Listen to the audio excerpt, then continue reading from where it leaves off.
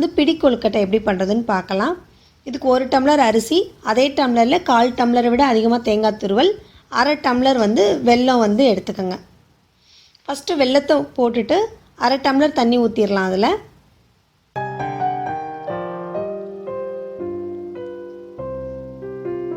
ஊற்றி அடுப்பில் சிம்மில் வச்சிடலாம். இப்போ இந்த தண்ணி கொதித்து இந்த வெல்லம் கரைஞ்சால் போதும். ரொம்ப நேரம் காயணும்னு அவசியம் கிடையாது. இதை ஃபில்டர் பண்ணி எடுத்துக்கலாம். ஏதாவது மண் இருக்குமோ அப்படின்னு டவுட் இருந்துச்சுன்னா ஃபில்டர் பண்ணி எடுத்துருங்க. இப்போ எந்த டம்ளரில் அரிசி மாவு போடுறோமோ அதே டம்ளரில் மெஷர் பண்ணிக்கணும். இப்போ எனக்கு 3/4 டம்ளர் தான் வந்திருக்கு. ஆனால் கண்டிப்பாக 1 டம்ளர் இருக்கணும். 1:1 ரேஷியோ தான் இருக்கணும். ஸோ இப்போ எக்ஸ்ட்ரா சுடுதண்ணியோ இல்லை பச்சை தண்ணியோ ஊற்றி 1 டம்ளர் கொண்டு வந்துடுங்க.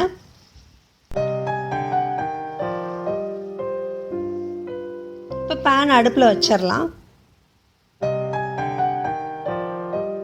1 ஸ்பூன் நெய் விட்டுக்கலாம். நெய் கொஞ்சம் சூடான உடனே நம்மக்கிட்ட இருக்க தேங்காய் துருவலை வந்து உள்ளே போட்டுடலாம். சும்மா ஒரு வதக்கிட்டு அந்த வெல்லம் பாகை வந்து உள்ளே ஊற்றிடலாம்.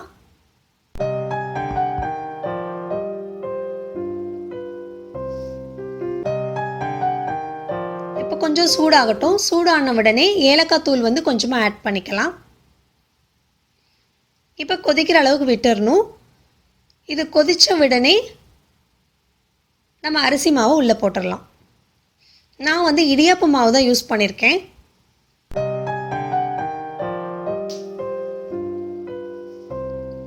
இதை உள்ளே போட்டு நல்லா கிளறிடலாம். அவ்வளோதான். ஒரு நிமிஷம் தான் ஆகும். அப்படியே கெட்டி ஆகிடும். ஆஃப் பண்ணிடுங்க அடுப்பை. இப்போ இதை வந்து கையில் வந்து பிடிச்சி எடுத்துக்கலாம். இந்த கொழுக்கட்டை செய்கிறது ரொம்ப ஈஸி. பூரணம் வச்சு பண்ணுறதை விட இந்த மாதிரி பிடி கொழுக்கட்டை வந்து ரொம்ப ஈஸி.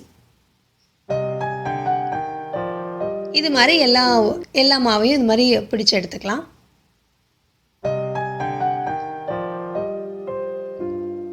அவ்வளோதான், பிடிச்சு முடிச்சாச்சு. இதை வந்து இப்போ இட்லி சட்டியில் வச்சு வேக வச்சிடலாம். ஹை ஃப்ளேமில் நான் 12 நிமிஷம் வேக வச்சுருக்கேன்.